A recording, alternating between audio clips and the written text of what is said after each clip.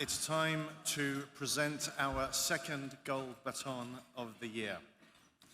This year, we had a wonderful, wonderful ceremony with Sphinx on the first day, and now we're able to recognize, and we're honored to recognize, one of the most remarkable careers in orchestra management in recent history.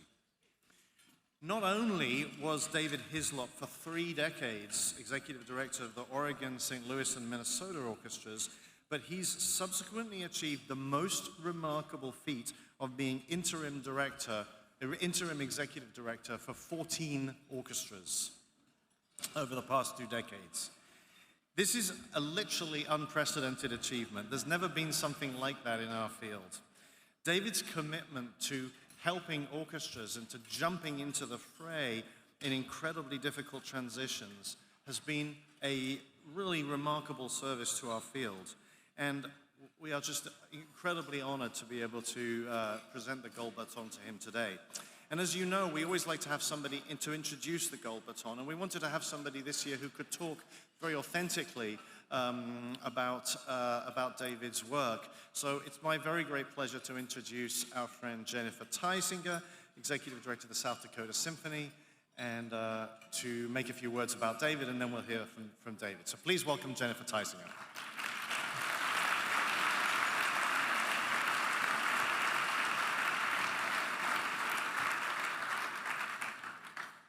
Good afternoon.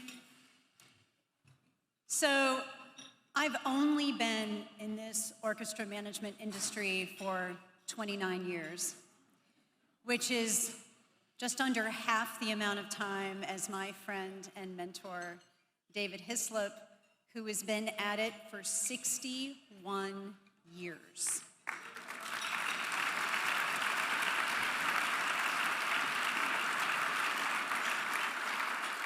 So David started his career in the orchestra administration field at a workshop in New York City run by the American Symphony Orchestra League, as it was called way back then. And after that seminal workshop, he began his career as a fellow at the Minnesota Orchestra. And he would return there later to run the big show as CEO. He served as CEO of the Oregon Symphony and then the St. Louis Symphony before going back to the Minnesota Orchestra. But as Simon said, we are not really honoring David today just because he ran 3 major orchestras. After retiring from the Minnesota Orchestra in 2003, it didn't take David long to realize he wasn't done working. So he failed retirement when he got a call from the board chair at the West Virginia Symphony because they needed some help during an executive director search, keeping the orchestra's train on the tracks.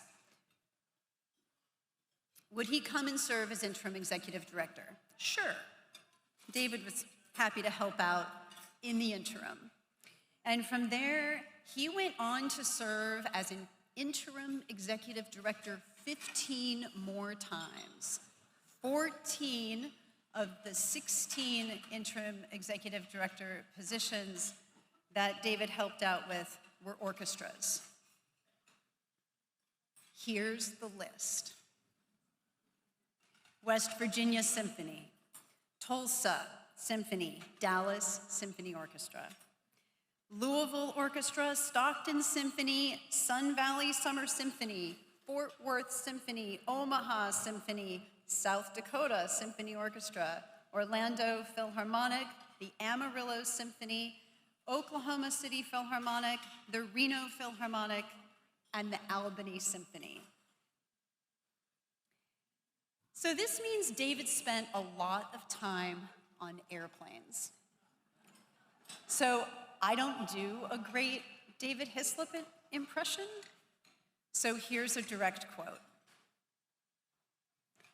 I was going through TSA, and the fellow looked at me and he said, Mr. Hyslop, are you going to Dallas, Louisville, or Stockton today?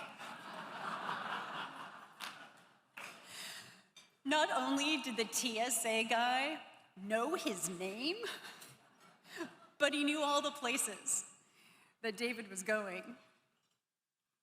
As an interim executive director, David is a calm, steady hand during tumultuous times. Sure, he keeps orchestra operations moving forward, but he also finds the biggest problems and starts solving them. He's a quick study, and very importantly, he passes on everything he learns, the good, bad, and the ugly, on to the incoming CEO to give that person the best opportunity to be successful. So by passing the baton to the incoming executive, David was inadvertently mentoring that newcomer. So similarly to not really planning to make a second career out of being an interim executive director, he also didn't really plan on being an orchestra executive mentor.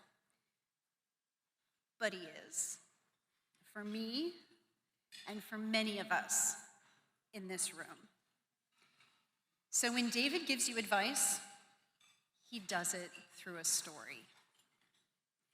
And he tells the best stories with such vivid detail, but by the end, you realize that you weren't just listening to a story, but you were learning a really important lesson.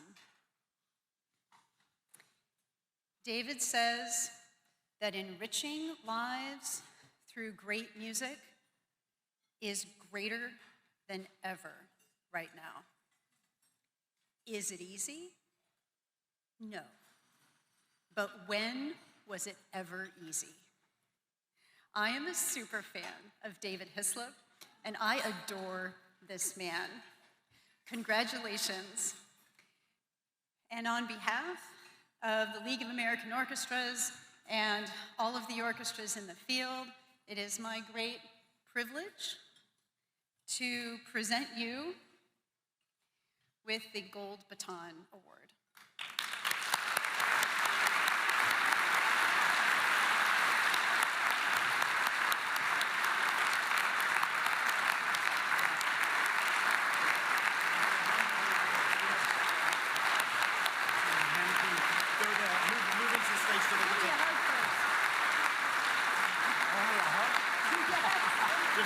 Move over there so we can get a photo. Okay. Go over to the photo over there. David, here. Hold it and then give Hold it it. back. It's heavy. Whoa.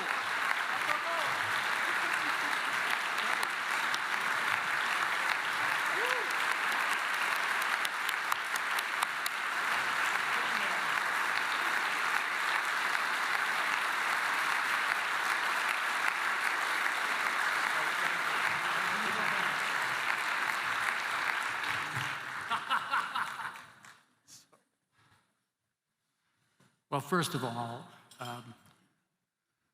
this is an overwhelming thing. Thanks to Simon and the League on this award. I want to mention some people when I started that are long gone but had a direct influence on me, way ahead of her time. Helen M. Thompson was phenomenal. John Edwards and Jesse Rosen's dad, Cy. I was so naive, I took that seminar at the League in 1965, and there was a Horn and Hardit across the street. And I went over, and they basically bought me a cup of coffee, and they were interviewing me, and I didn't even realize it. So anyway, it all started well. I also want to thank my lovely wife, Sally, who is sitting here.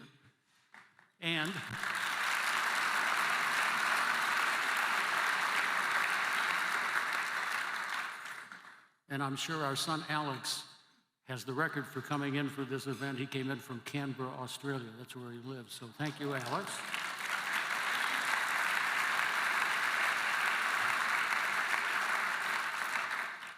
And Jennifer's correct. I flunked retirement. I retired for a little while, and I got bored. And I've done a lot of other stuff besides interim. But what's been tremendously satisfying with the interim is you give your knowledge, you hope it's taken, and you recognize what Jennifer said, and you turn around, you try to help get things done. I have a fun story. When I was doing the interim work in Amarillo, I'd been there before to help open the hall that they had built there years ago when Nathan Newbrough was the CEO of the Amarillo Symphony. One of the younger staff members gingerly approached me, and she was basically saying, "Why are you doing this at your age?" That's what she was saying. And I said, well, number one, I'm in pretty good shape. I've got a lot of jock basketball injuries, but other than that, I'm in good shape. I'm lucky enough to be in a field where the law of supply and demand, your knowledge is needed, and if you can help, it gives me great satisfaction. And the other great satisfaction is working with people like her and with other people. It keeps you growing, and it's made a huge difference. That story that Jennifer told about the TSA guy is actually true. He knew me. It was a little like, whoa. So they've been tremendously rewarding. When Simon called me, I said, why me? And he said, as he said earlier, a lot of people have had 3 orchestras, but you're the only one. What he didn't say is you're the only one that's crazy enough to do this. Though there's a guy named Jonathan Martin right now that looks like he may be crazy enough to do that. This has meant a huge amount. I'm deeply honored, and I want gold batons to go to all of you. Brava and bravo to all of you. Thank you so much. Thank you.